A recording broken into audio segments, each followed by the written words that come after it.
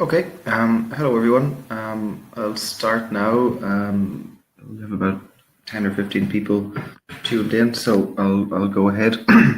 My name is Ronan Hodson. I'm the Regional Officer for India with Trinity College Dublin. And I have about half an hour today, and I'll be talking about making the most of your student experience at a world-class university.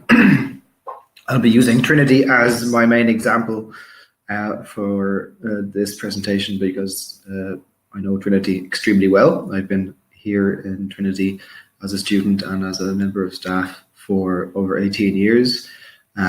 So it's what I can talk about with most authority, but a lot of what I'm talking about today will be applicable in many international high-ranking universities. I'll kick off, and if you have any questions, please feel free to type them into chat, and I may not get to them until the end of my presentation, but I'll answer as many as I can, as best as I can. And if there's anything you don't get to ask during this presentation, I've put my email address up there at the top of the chat box as a sticky at the top, so you feel free to contact me at any time in the future. Okay.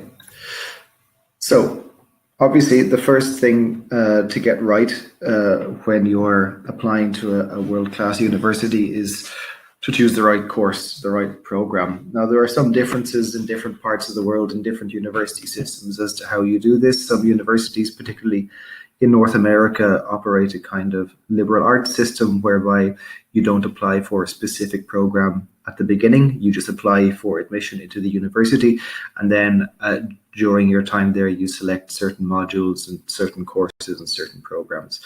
However, other parts of the world, particularly in Europe and in the UK and in Ireland, you have to choose a specific program. You apply to a specific course at the very beginning. That course can be something extremely specific, like, for instance, history or theoretical physics.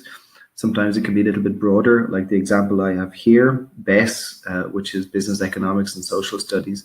And some courses can narrow down from a broader beginning to a more specific end. So when you're at the stage of choosing your university, you should be focusing on the specific programs they have to offer. And there's always a huge amount of information available. I have our own website here, tcdi.com/courses. There's a full listing of all of our programs and a full detailed description of every single one of them. And you should go into even more detail than that. You should contact the university, contact myself or somebody with a similar role to mine, and we can put you in touch even with professors at the specific schools who can tell you exactly what the course entails, how it's taught, what the different choices will be later on in the program, the kind of careers that students graduating from that program will go into, and the kind of students that it's suited to. There's really no way you can spend too much time doing research on this and making decisions. And many programs, many universities will have several programs with a similar area or a similar topic. So for instance, here I've shown all the programs in Trinity that contain business, and we have 6 of them, each with a different combination or a different focus. And that's true for many different areas. Don't just apply for the program that you've heard other people have gone for or have been successful in, or the program that you hear is leading to good jobs or that kind of thing, because the most important thing that will determine your success in the university degree is how much you like the course, how much you were interested in it. I'll come back to that a little bit later. So my recommendation is to spend a lot of time looking at your options of programs across all the universities that you're interested in, and choose the one that you genuinely think you will enjoy the most. Next, prepare, but not too much. So what I mean by this is you obviously have lots of things to do after you apply and get an offer for a program. You have to presumably apply for a visa, organize travel, and organize accommodation and that sort of thing. And so you need to give yourself as much time as possible to do all of that. If those of you listening now have already have an offer or are planning to begin a program in September of this year, then presumably you've already begun most of these processes, visa applications, and so forth. If not, you really need to do that as soon as possible.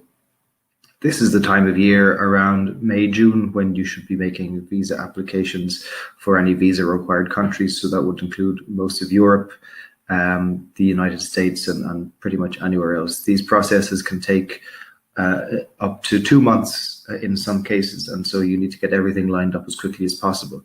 So those are the things you need to worry about. You need to think about the visa, accommodation, and your flights, your travel.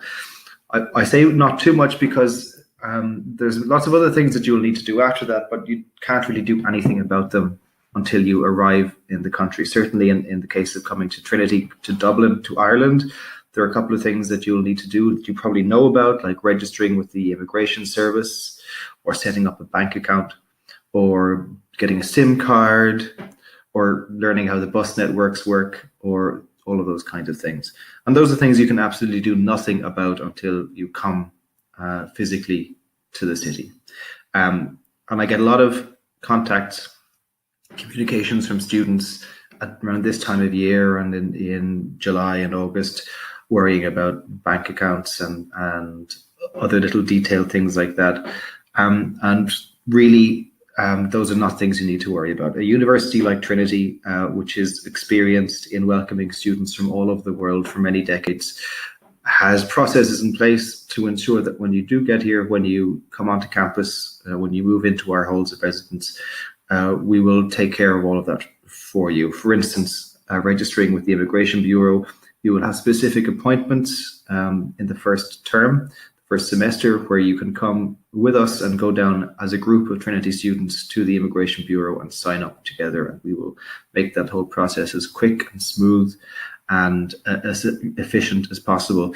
We also have things like an airport pickup service. So if you get in contact with us a month or so before you arrive, we'll ensure that there's somebody from Trinity to meet you at the airport to make sure you get onto the right bus and go in the right direction, and all of that kind of thing. We have orientation processes, and we have a global room specifically dedicated to international students with student ambassadors there every day of the week, and they have gone through all of this themselves before and are experts in doing it as efficiently as possible.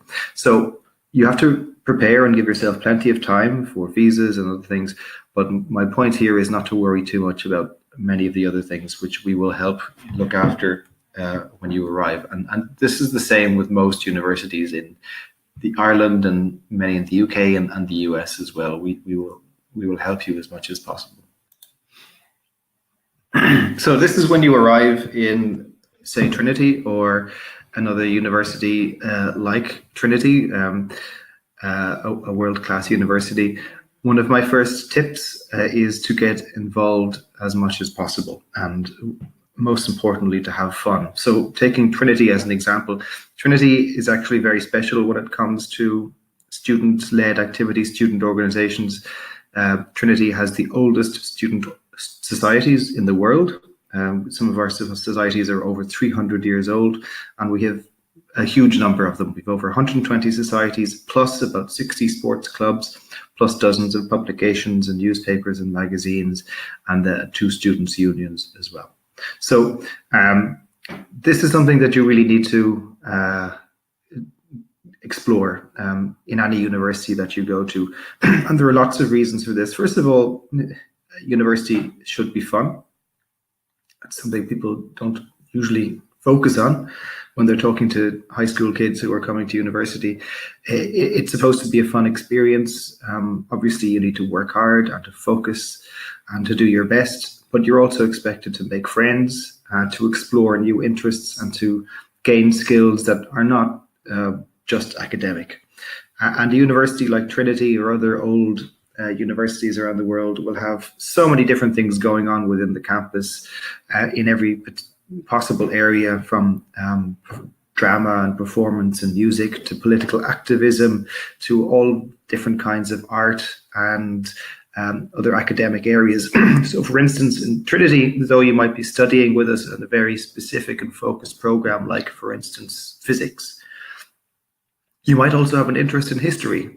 And while you cannot study those two things together in our academic system, you could absolutely join the History Society or the Classics Society or something like that and learn a great deal about that area in your own spare time, even write papers and so forth. And doing things like writing for college newspapers, writing for magazines is a great way to develop written communication skills. And so there's a huge amount to go on. And of course, there's also the sports clubs, which is very important to maintain a healthy balance in your university life. So Trinity, for example, has a gym on campus where all of our 60 plus sports clubs are highly active. And our sports clubs include some of the oldest in the world again, some of the oldest cricket club, the oldest rugby club, and some of the oldest boating clubs in the world. So in Trinity, in Ireland, we have a principle whereby we believe that if our students don't have the time and the resources to enjoy themselves and to explore other interests, and something is wrong. It's, I suppose, what we would call work-life balance, and it's something we take very seriously here. So yes, we expect you to work as hard as possible and to do as well as possible in your academic program, but we also want to make sure that you have time to do other things, to have fun, to make friends. It's also important, especially for international students, from this social perspective, because you will be coming to a university, a community that you probably don't know many people in, and you do need to have social environment, social connections, people to have fun with, to relax with outside of lecture hours. And societies and sports clubs and publications are a great way to find people quickly. Okay, moving on. Learn how to learn. So this is relevant for everybody, not just international students. Everybody goes through a significant transition when they go from second level education, from high school to university. You're used to going to classrooms where the teacher is constantly guiding you and telling you how to write and what to write, and specifically what books to read. And you'll be moving from that into an environment where you're given access to great teachers and great facilities, and in the case of a university like Trinity, one of the greatest libraries in the world, but you're not told exactly what to do on a minute-to-minute basis. That is left to you to figure out and to learn how to learn. Now, you're not left to figure out this alone.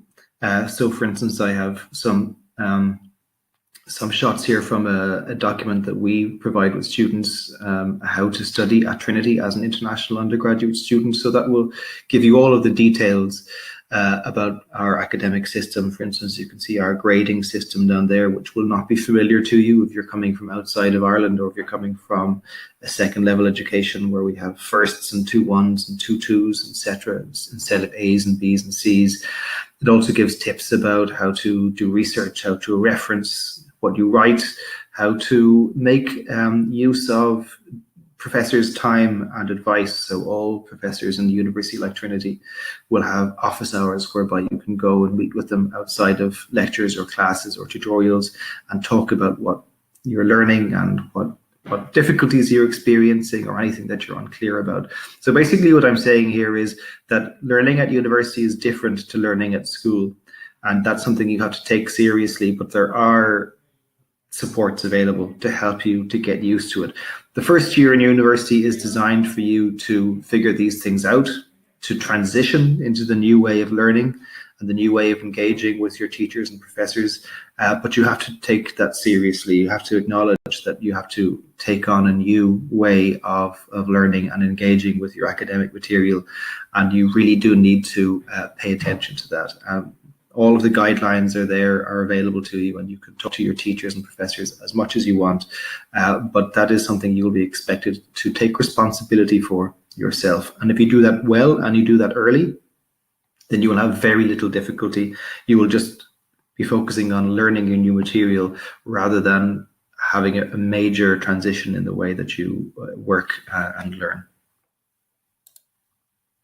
Okay, so that's about the academic side of things, but universities like Trinity have many other supports, not just for the academic side of things, but also for all other things that students encounter in their university experience. So we recognize that, again, university is a transition. It's a process of adaptation for all students, but that can be even more challenging for international students because, firstly, you are not coming to university with a dozen schoolmates. You're probably going to be one of the only people that you know coming from your school or even from your city.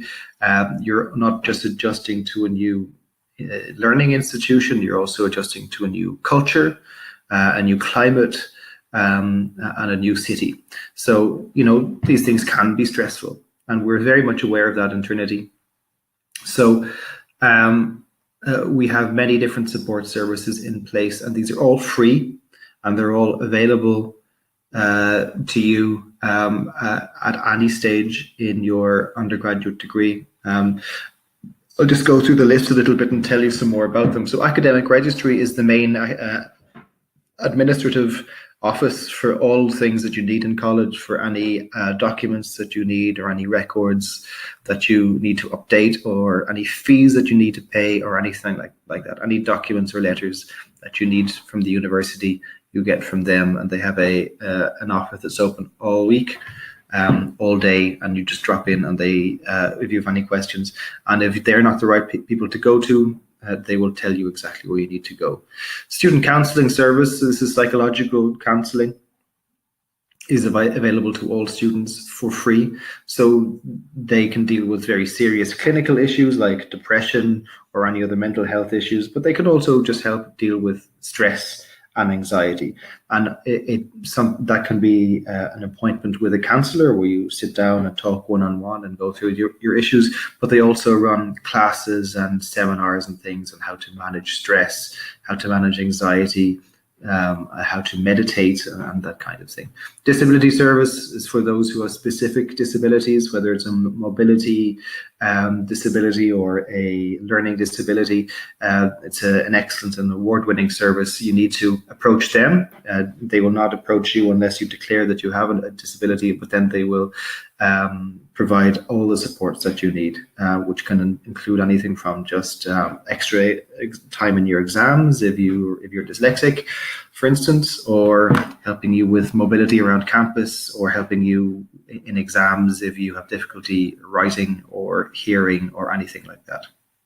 Student learning and development relates back to my last slide, and that is a specific service in Trinity to help you with any academic or learning related issues. So again, if you have difficulty writing essays, or if you're having maths difficulties, or if there's anything else about the way that we teach or examine or assess here in the university that you're finding problematic, then you can go to these people and they will take you through it and help you as much as possible.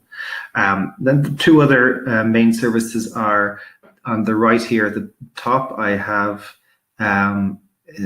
some pictures of our student officers. These are our students' unions. That you may or may not be aware of how student representation works in universities like Trinity, but we have a very important organization called the Students' Union, which is elected from the student body with the president and various other officers who deal with other various aspects of student life.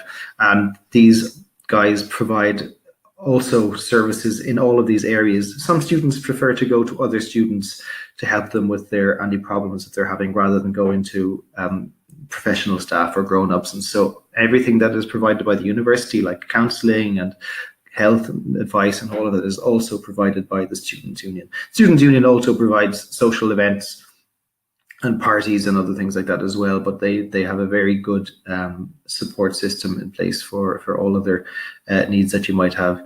And then at the bottom left, or the bottom right rather, is the tutorial service from the senior tutors office. This is something that's a bit more unique to Trinity. Not every university has something like this. The tutorial service in Trinity is actually a mentorship service. The word tutor is used in a very specific way in Trinity.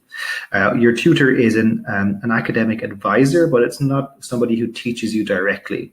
It's somebody who you can go to at any point during your undergraduate degree for advice or help in anything that affects your academic life, and you have the same tutor for the whole 4 or 5 years of your undergraduate degree. Some people don't interact with their tutor very much at all, and that's okay. You will be asked to meet them early on in first year, just to have a chat or a cup of tea. And sometimes some students have no need to contact them ever again, but many do, and it can be for anything like maybe if you're having academic difficulty, if you have to repeat a year, maybe you are having family issues and you need to go home and miss some time. Maybe you want to repeat a year, or maybe at the beginning of your program, you want to switch programs, switch into a different course altogether. These are all quite difficult things that can be very stressful and upsetting and disruptive to a student. So in Trinity, we have this tutor who is a senior academic, a professor in the university, who will help you sometimes take on your case and do as much of the difficult administrative work as possible, or just provide advice if that's what you need. So this is a unique and extremely robust support service we have here in Trinity. It's something we're very proud of, and it's because of this, along with the other support services, that we're very proud to say that we have a very high completion rate of our degrees in Trinity. In Trinity, 95% of our students complete their programs, and that's a very, very high statistic. It's better than most universities in the world. So it's very important to us, and these support services, the student support services and the professional support services and the tutorial service in Trinity are part of the reason why we have such good statistics in that regard. Acquire non-academic skills. So when you come to a university like Trinity, a high-ranking ancient university, you're going to be pretty confident that you're going to get a very good academic grounding. You'll be taught by excellent professors. You'll have great research exposure, and you'll be learning a cutting-edge curriculum. What's also important, and people often don't pay as much attention to, is the non-academic skills that you should be picking up.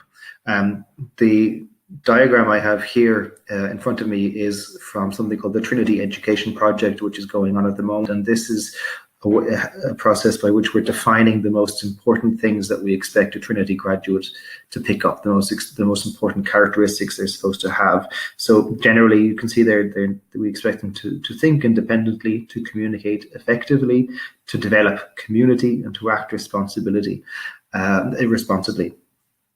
And that is to some extent to do with the academic programs that we have here. But a lot of this is stuff that you can't pick up in the classroom, that you can only pick up through working with other people and trying new things and taking on responsibility.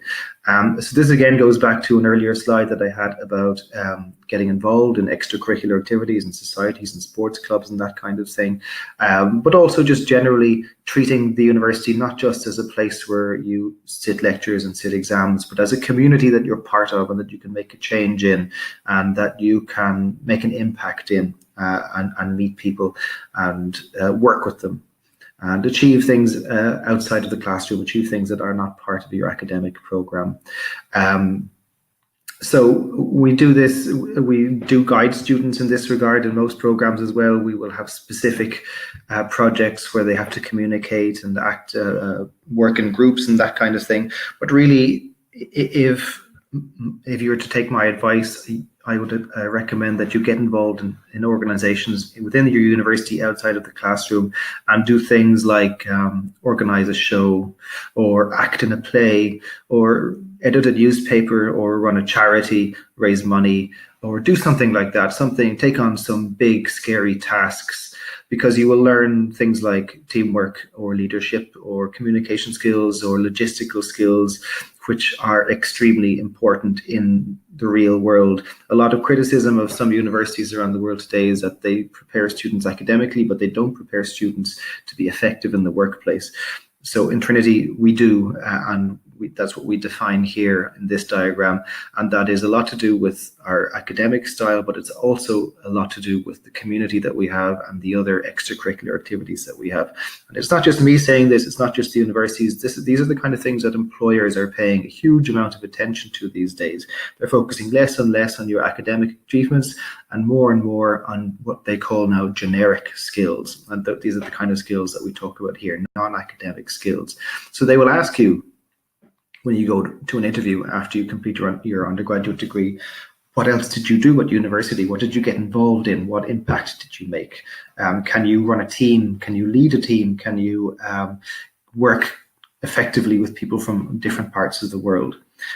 So these are things that you have to keep in mind when you're at university, and sometimes you have to seek out the opportunities to develop these skills. But a university like Trinity, an old university with a rich community and students from all over the world and lots of different student organizations that you can get involved in, will have so many different opportunities to develop these skills, but you need to go out and embrace them as much as possible. Okay, connected to this is the idea of building a network. Now, I don't generally tell students that they should focus too much on their career at university. Obviously, you want to do well in your degree so that you will have lots of options when you graduate and go on, whether you want to do further study or go into the jobs, into the employment market. But I would typically tell students that they should focus on their academic work and their other work within the university community rather than worrying too much about their future career. But one thing that I would always also recommend is students build a network, and this means connecting with as many people as possible within the university, because this is also an important thing that a university gives you. It doesn't just give you qualification, it doesn't just give you knowledge, it gives you a network of people who should be with you for the rest of your life in terms of being able to call upon people or get advice from them. Now, some people are less or more social than others. We don't all necessarily make hundreds of friends or remember all their names and meet with them on a regular basis.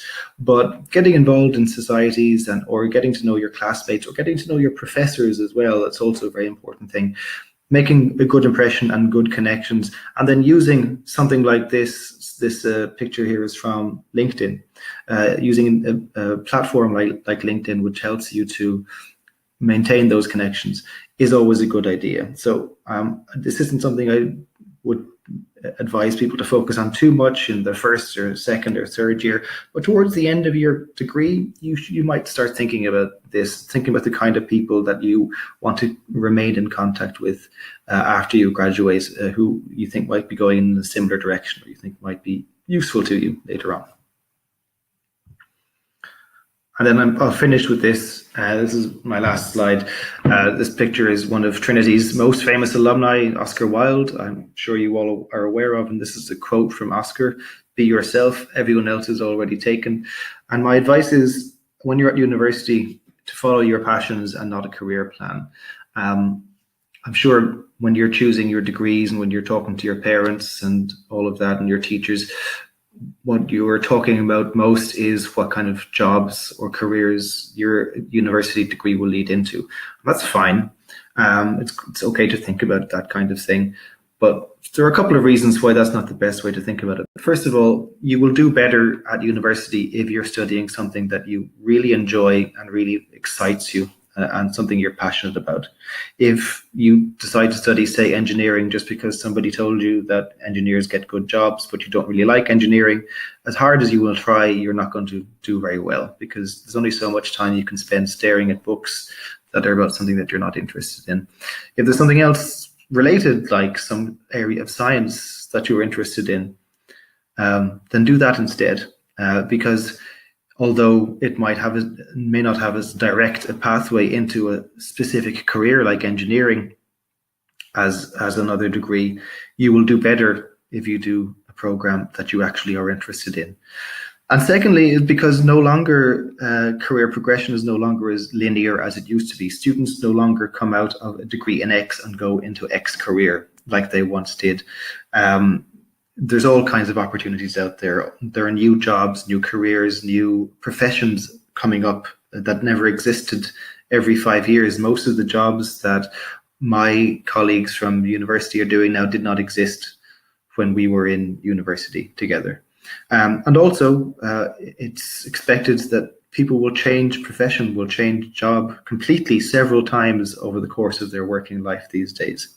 So my advice is not to just think about the kind of job that you've been advised to get and what program, what university course will get you there. If you study something at university that you genuinely love, then you will do well. You will come out with great qualifications. You will come out as a well-rounded person. You will have learned how to work hard, how to focus on projects, and then there will be all kinds of opportunities available to you. And the workplace, the jobs market these days is much more complicated and much more free and fluid than it used to be. And also, this is all about this presentation is about maximizing your experience at a world-class university. If you are a graduate of a world-class university, then you have lots of opportunities anyway. It doesn't matter so much what specific degree you studied. It's more that you are a good quality graduate from a famous and reputable university, and then employers will be interested in you no matter what your degree was in. Okay, so those are all of the tips that I have for how to make the most of your student experience at a world-class university. I see I have a couple of things here in chats, so I'll just answer one or two of them. So Shantanu is asking about internships within the first year. Yeah, so internships are available in some programs. In some programs, they're built into the academic structure of the program. For instance, in our global business program, in our engineering program, computer science program. Most programs, most courses at Trinity don't have a built-in internship, but most students will do an internship anyway, usually during the summer vacation, during the summer months. And you can absolutely do that internship after your first year, so between your first year and your second year. When it's not part of the academic program, when it's during the summer, it's not necessarily the responsibility of the university to set that up for you, but in most cases you will find academics in your school, in your department, who will help you to do this. It's not tough. There are lots and lots of options available within Ireland and all over the world. I know a lot of Indian students will go back to India for the summer and work in a company or in a law firm or in a hospital, and that's always a great idea. And there are people here in the university who will help you to set that up, who will advise you how best to go about finding an internship and can provide references and all of that kind of thing. I wouldn't necessarily say that doing an internship after your first year is necessary. Maybe after second year or after between third year and fourth year, it's a good idea. But I would say earlier on in your degree, it might be a little bit more important to relax and have some fun and maybe backpack around Europe or something like that. But if you are really keen on doing an internship, then that is absolutely something that you can do. And there will be people in your department who will be able to help you to do that. Vandana is asking about Masters in Education. Yes, we do have Masters in Education. If you go back to the link that I had at the beginning of this presentation, I'll just go back to it now. Here, tcd.ie/courses, and go to postgraduate courses and the School of Education. You will see all of the programs that the School of Education has available. Not all of them are on a full-time basis. Some of them are part-time, and unfortunately you cannot get a visa to study a part-time course. So look through that list and you'll see that there are full-time master's programs available in a range of different areas. And they are still open for applications for September 2018 admission. If you have any more questions about those programs, then please send me an email. Shreya, as a literature student, where can I intern in the first year while studying? Well, we wouldn't advise you to intern while studying. Maybe in the summer vacation after the year is ended, you can do that. But during your study, we don't advise you to intern. You are allowed to work up to 20 hours per week during term time, during teaching time. Now, we don't recommend that you do that because that's a lot of time outside of the university, on top of a full university workload that would make you very busy. It would take up a lot of your energy. So we recommend working a lot less than that, maybe less than 10 hours a week is advisable. And towards the end of your degree, we don't recommend that you do any part-time work at all. We recommend that you focus all of your time and energy on your program of study. But that work typically during semester would not be an internship. It would just be part-time work to make a little bit of extra money. Internships we would only recommend that you do during vacation, and the main vacation is during the summer, where you have nearly 4 months free, so you can do quite a lot of work at that time. As a literature student, I mean, there are lots of possibilities. You could work in a museum, or you could work as a tour guide. You could work in an academic department, especially later on in your degree. As a first year, professors may not be interested in giving you an internship because you're just starting, but if between, say, your third and fourth year, it becomes more likely that you'll be taken on for academic internships, and you could perhaps work on research during the summer, work with a professor or in a research group. And then there are various other things here on the campus as well. We have a great library here. Maybe you could do some work with them, or we have other research institutes or research centers like the Oscar Wilde Center for Creative Writing. So there are lots of other possibilities. The best people to tell you about academically relevant internships would be the professors within your department or within your school.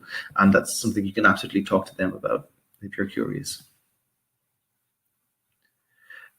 So Aditya Verma is asking about computer science, and your parents want to know about campus placements. So by campus placements, I'm presuming you mean employers coming onto Trinity to meet our students and to talk about job opportunities. So that absolutely does happen. Firstly, as I'm sure you know, Trinity is in the very center of Dublin City, right in the very middle. We're a few minutes walk away from the European headquarters, where Facebook and Google and Microsoft and LinkedIn and PayPal and Angry Birds and Citibank and you name it, all of the big tech companies have major operations here in Dublin, and Trinity is the closest university to all of them. We're also the top university in the country, and we have excellent computer science programs, and our graduates are of the top quality. So our computer science graduates are doing exceptionally well in the workplace these days. There were something like 15,000 job vacancies in the tech sector alone in Dublin. And so our computer science graduates are being absolutely snapped up. So there are huge opportunities. I would say a very high proportion of our computer science graduates would have job offers before they complete their undergraduate degrees. If you go onto the computer science website, that's scss.tcd.ie, then they do list some of the main employers there. So all of the ones that you expect to see, the big companies like Facebook and Google and so forth, hire a lot of Trinity graduates. What you may not be aware of is the startups as well. Dublin, as the Silicon Valley of Europe, is also one of the entrepreneurship capitals of Europe. And so we're producing lots and lots of new companies, mostly in the tech sector, who start out of universities and who hire new graduates. And they're also a great opportunity to get ahead and get in at the ground floor in a new exciting endeavor. So yeah, the news is very, very good for our computer science graduates. So Shuv Jaggi is asking about our study abroad program. I can't tell you much about it off the top of my head because it's not directly my area of work, but there are plenty of pages about that online. If you want me to send you the links, maybe just send me an email later on and I'll link you directly to it. But all of our students have the opportunity to study abroad in third year. A very high proportion of them do. About a third of our students spend their third year abroad, and they can do that in any one of our partner universities. And we have many partners. Trinity is a very old, prestigious university. We're one of the founder members of the Erasmus network, so we have lots of connections with other European universities. We also have exchange agreements with dozens of very high-ranking American and Canadian universities. So, for instance, universities like UC Berkeley or NYU or Barnard or Notre Dame. you can do exchanges with them. You can do exchanges with universities in Japan and China and all over Asia and South Asia.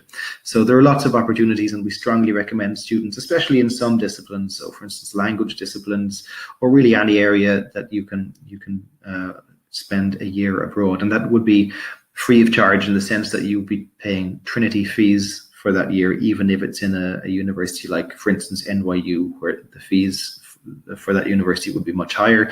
You would pay only the Trinity fees. So Habir Singh Gulati is asking a very similar question to Aditya Verma. He's asking about guidance that we provide for jobs after graduating. We have one of Europe's best careers advisory services here in Trinity.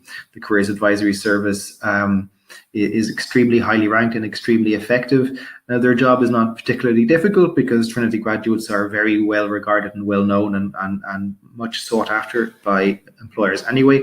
But our Careers Advisory Service provides excellent support in all kinds of ways. They don't just give you a couple of meetings in your final year. You can engage with the Careers Advisory Service as much as you like over the 4 years of your undergraduate degree. They offer classes and seminars and things like how to write a CV, how to perform well in interviews, but they will also give guidance about the kind of jobs that you will be suitable for, the kind of industries that you can go into most successfully given your kind of degree. As I said, Trinity graduates are very highly regarded anyway. Trinity is the only Irish university in the employer's top 100 listing, so they do very well. But if you engage with our Careers Advisory Service, they will help you a great deal. Amita Brillant is saying, you are an EU citizen living and studying in India. What kind of fee structure applies for you? So that's a slightly technical question. If you qualify as an EU student, then you would be paying lower fees.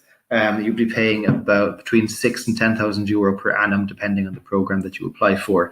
But in order to be categorized as an EU student, you would need to be studying in Europe for 3 of the 5 years before beginning the degree. So if you have been studying in India for more than 3 years, then you will more than likely qualify as a non-EU student, and then you would be eligible for the higher fee level, which is between 20,000 and 25,000 euro per annum, depending on the course that you're applying for. So it can be sometimes a little bit tricky to figure out which of those categories you fit into. The best way to figure that out is to email me, and I would need to refer to the admissions team and the academic registry, and they'd be able to tell you exactly which of those categories you fall into. There is an advantage to being a non-EU student. Though the fees are higher, you would then apply through the direct application system to Trinity, which allows us to turn around an offer in only a couple of weeks, whereas if you are an EU student, then you will have to apply through the Central Applications Office, which is a nationwide application system, and students who apply to that will not hear about any offers until the beginning of August, which is very late in the summer and only a month before the teaching begins. So it's a double-edged sword being an EU student. So Harshali Ranjan is asking, as an international student not native to the EU, will it be any serious disadvantage while searching for internships? No, it won't be a disadvantage at all. Your student visa is a 12-month visa, so it allows you to remain in Europe for the entire year. You can stay in Europe for the whole 4 years without break if you want to. Of course, that rarely happens. Most international students will go home for the summer, but sometimes they will stay in Ireland or in Europe over the course of the summer to do an internship or something like that. So that makes absolutely no difference to getting internships. Chitra Aurora is asking, are there any 100% scholarships? No, there are not. Irish universities have much lower fees than, say, American or Canadian universities, roughly about 60% lower or more than a US university of similar ranking. But the other side to that is that we typically don't have very large scholarships. Now, we do have some, So Trinity would have a handful of scholarships available for first year of a few €1,000 tuition fee reduction. So maybe say if your tuition fee was €20,000, we might reduce your tuition fee in first year down to about €15,000. For instance, if your grade 12 results are very good. And there's only a handful of those scholarships and they only apply in first year. However, Trinity does have other scholarships that are available later on in your degree. Our most important one is called the Foundation Scholarship, and it's awarded based on optional examinations that you can take in the second year. So if you take those second year exams and you do very well, then from third year onwards, you can have a very significantly reduced tuition fee plus a free apartment on campus, plus a free daily meal and a number of other privileges for a total of up to 5 years. So that can cover the remainder of your undergraduate degree plus up to 3 years postgraduate. So that's actually a very large, very generous and very prestigious scholarship, but it's not an entrance scholarship and it's not a 100% scholarship. It is very beneficial and has a very significant monetary value, but it's not a 100% scholarship. So typically 100% scholarships don't really exist outside of the United States. Okay, so Aditya is asking what is the difference between a normal BSc in computer science and Trinity's BA in computer science? So this is a question a lot of people have, and it's understandable. It's actually a pretty simple answer. The reason for Trinity having a BA in computer science, as well as a BA in physics, I have a BA in physics from Trinity, and we have BA in mathematics and a couple of other areas. The reason for that is Trinity is over 400 years old. That's the simple answer. So Trinity was awarding degrees in areas like mathematics and natural philosophy, which we know now call science, long before anybody had invented the BSc. And we've simply maintained that terminology. There are 2 other universities in the world that also offer BAs in things like computer science and physics and mathematics. And those other 2 universities are Oxford and Cambridge. So it's simply an historic thing. We don't really change our academic degree titles. Because they've existed for hundreds of years, we keep them the way they are. If you're worried about it causing problems when you're going for work, don't, because employers will know that a degree in computer science from Trinity College Dublin is one of the best that you can get, and they're not going to be worried about the fact that the degree says BA rather than BSc. Now, if you are really worried, you can get a letter from the School of Computer Science or from the academic registry or from the senior lecturer or some other member of staff to explain that this is just a historical quirk of the university, but that even never comes up. So it's just an historical thing. Trinity is a very old university. We're 426 years old this year. So there are lots of strange and sometimes confusing things about the university, but various traditions that we have. But they just add to the color and to the fun of the university. And they and once you understand the background, then it's not a problem. So Chitra Aurora is asking, what's the fee structure for an Indian student approximately per year? So our tuition fees are around €20,000 per annum for arts humanities degrees and about €26,000 per annum for for science or engineering degrees. And then we would estimate the cost of living for a student in Dublin to be between 12 and 14,000 euros. So that adds up to about 32,000 euros for an arts humanities degree and about 38,000 euros for a science or engineering degree. Harbour Singh Gulati is asking, what is the general classroom size? That varies greatly depending on the kind of program that you're studying.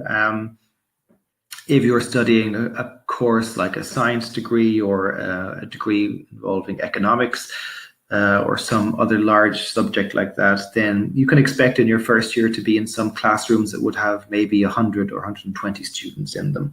So the kind of economics 101 or mechanics 101, that kind of thing. But alongside every one of those, you will have small tutorial group teaching where you would be in a group of, say, 12, with a lecturer or a PhD student going through the same material on a much more one-to-one basis. As you go through your degree, up into the years 2, 3, and 4, your class sizes become much smaller because you're breaking up into more specific programs, more specific modules. And once you're in 3rd and 4th year, it will be very, very rare to have any more than 20 people in your class. in my third and fourth year, most of my classes would have 8 or 12 people in them. And then if you go for a small program like history and politics or something like that, then you may only ever have small group teaching for the whole degree. We don't have any enormous classes with like 300 students in them or anything like that. So the maximum will be about 100, 120, but then those shrink in size very quickly. So at the end of the degree, you're really always just in small groups. And then this culminates at the end of your degree. At the very end of your degree, you do a capstone project or what we call a final year project, and that is one-on-one. That's just you supervised by a single professor working on a major question, a major thesis, and it's individually supervised just like a PhD would be. Chitra is asking, what are the scholarships based on? All scholarships are based purely on academics. Now, there are some scholarships for sports and some scholarships for instance, being a member of the chapel choir, but they are not available at the start of your degree. They're awarded for students who have been in the university for a year already and have distinguished themselves either in sports or as being a member of the choir. All entrance scholarships and the foundation scholarship I mentioned earlier, the 5-year scholarship, are all based purely on academic performance. Aditya is asking about what are the electives or the optional subjects. That again vary. I presume, Aditya, you're asking specifically about computer science. We can send, if you get in touch with me, if you send me an email, I can put you in touch with Catherine in the School of Computer Science, and she can tell you all of the different options available within the computer science program. I wouldn't know that off the top of my head. And then outside of the specific program, you're also able to do what we call broad curriculum courses, which mean that in second and third year, you can do full modules from disciplines completely outside of your main course. So for instance, if you were doing computer science, you could do a module in philosophy, or you could do a module in film studies, or in psychology or law or something like that. So it's not quite the US liberal arts type model where you can really study anything you like for the first couple of years, but it does allow you to experience some formal teaching in an area that is not necessarily part of your main degree, and that is proper, fully assessed course that will be listed on your transcript. Amita is asking about undergraduate medical studies and scholarship and what A-level qualification. To get into medicine at Trinity, you need 3 A's as a minimum. And you need at least 2 sciences in those A's. There are not many scholarships available for medical, but if you did get 3 A's, you might be eligible for one of the small entrance scholarships of maybe €5,000, and then you could go on and sit the examination for the foundation scholarship, which would be in the second year. And traditionally, medical students have been quite successful in getting the medical scholarship. Chitra is asking, do a student need to take SATs or TOEFL exams? We do not need SATs unless the student is taking the US high school diploma, in which case we do need SAT or ACT. If you're doing any other degree or any other qualification, such as A-levels or the Indian Standard 12 or the International Baccalaureate, we do not need the SAT.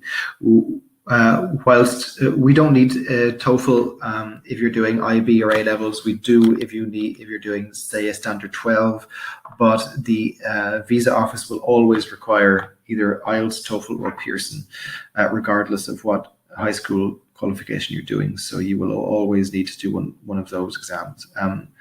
IELTS, Pearson, or TOEFL are all accepted.